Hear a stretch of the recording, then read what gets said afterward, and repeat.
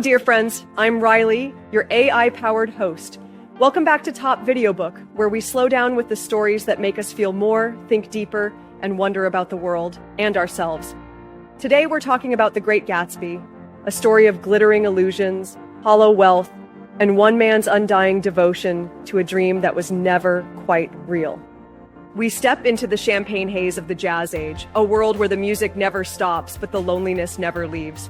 Where people dance to forget, drink to remember, and dream in the dark, like Gatsby did. In the end, Gatsby loses everything, not just Daisy, but his dream, his reputation, even his life. And so we're left with the question, why is he called The Great Gatsby? In The Great Gatsby, we meet Jay Gatsby, a man who spent 5 long years rebuilding himself into one of New York's elite, all in the hopes of winning back the love of his life. Daisy Buchanan, now wealthy, powerful, and living just across the bay from Daisy's mansion, Gatsby is determined to reclaim her, even though she has married into old money and a socially untouchable world. At this point in the story, many might expect an American version of The Count of Monte Cristo, a tale of love, revenge, and triumph. But Gatsby, though newly rich, soon realizes he can never truly be one of them, the old money class of East Egg. He has the parties, the car, the suits, but not the bloodline, not the roots, and not the moral indifference that shields them. Jay Gatsby wasn't born into privilege. He was born James Gatz, a poor boy with nothing but dreams. But when he met Daisy Faye, something changed. He didn't just fall in love, he began to construct a version of himself that would be worthy of her. For 5 years, Gatsby worked, schemed, and rose through the murky waters of bootlegging and speculation until he emerged as one of New York's mysterious elite. All of it, the mansion, the champagne, the orchestra, was for one purpose, to bring Daisy back. And now, across the bay, she lives with her husband, Tom Buchanan. Gatsby can see her house from his dock. He reaches for a green light at the end of her pier, night after night, like a prayer, like a plea. He believes she will come, that their love can begin again. Daisy is beautiful and fragile and carefully trained in the art of social survival. She learned early that charm is currency and vulnerability is dangerous. She once loved Gatsby, maybe, but by the time he returned, she was no longer just a girl in a white dress. She was a Buchanan, and Buchanans don't leave their world. They inherit it. They protect it. To leave would be to lose everything she had spent her life being taught to value. When Gatsby arranges their reunion, there is a moment, a flicker, when Daisy smiles like the girl she once was. But soon, reality presses in. Tom confronts her. The illusion cracks. Daisy, cornered, retreats. She tells Gatsby she once loved him, yes, but she also loved Tom. And in those words, Gatsby's dream begins to die.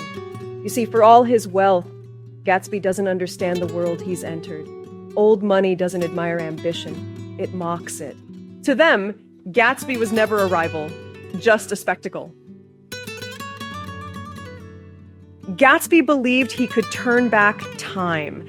That love, once true, could be resumed as though nothing had happened. He didn't realize Daisy had moved on, not because she stopped feeling, but because she learned to survive without feeling too much. But Daisy never intended to run. She wanted the thrill, not the upheaval.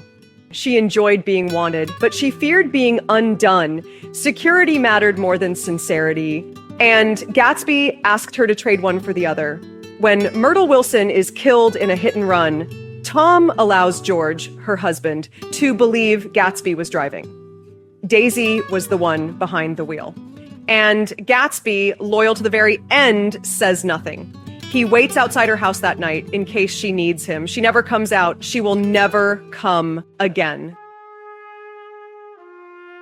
The next morning, Gatsby is shot by George Wilson, a quiet, meaningless death. No great confrontation, no last words. But here's the part that breaks me. Gatsby could have run. He could have named Daisy. But he didn't.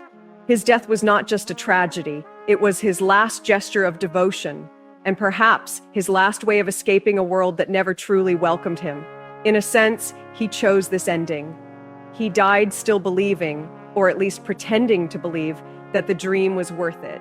And that makes him great, not because he succeeded, but because he never stopped believing that love could be enough, even when the world told him otherwise, because he created beauty out of emptiness and gave meaning to things others took for granted, because he, unlike the world around him, dared to feel deeply, to love purely and without condition in a world built on transaction. That's what makes Gatsby, despite his flaws, truly great. He reminds us that greatness isn't always measured by power or achievement.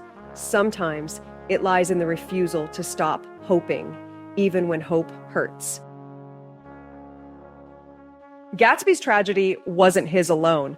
It was the tragedy of an era, of a generation chasing dreams in a world glittering on the outside, but hollow within, because Gatsby didn't invent the dream. He was simply its most devoted believer. To understand why Gatsby's story resonates so deeply, we have to step back and look at the world he was trying to conquer.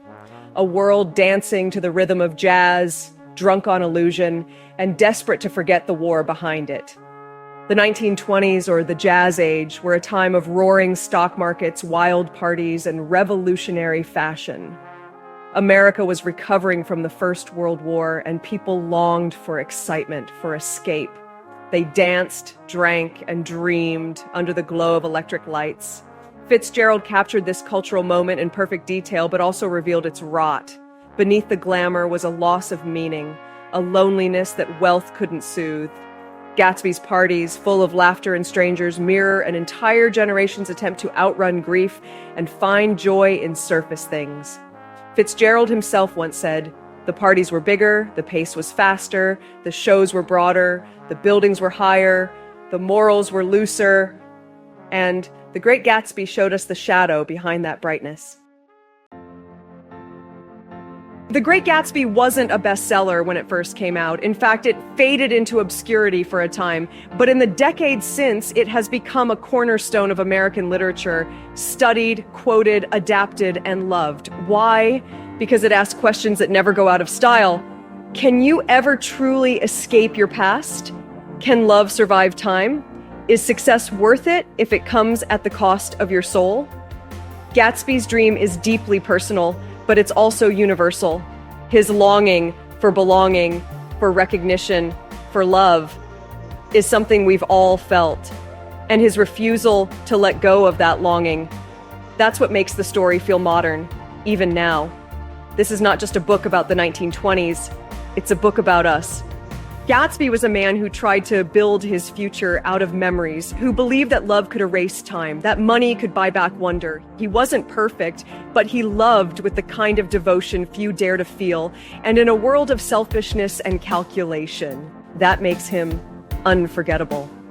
So the next time someone asks why he was called the Great Gatsby, tell them this: he dreamed beautifully, and he never stopped. Thank you for joining me. I'm Riley, and this has been your quiet moment between the pages. Until next time, stay thoughtful, stay feeling.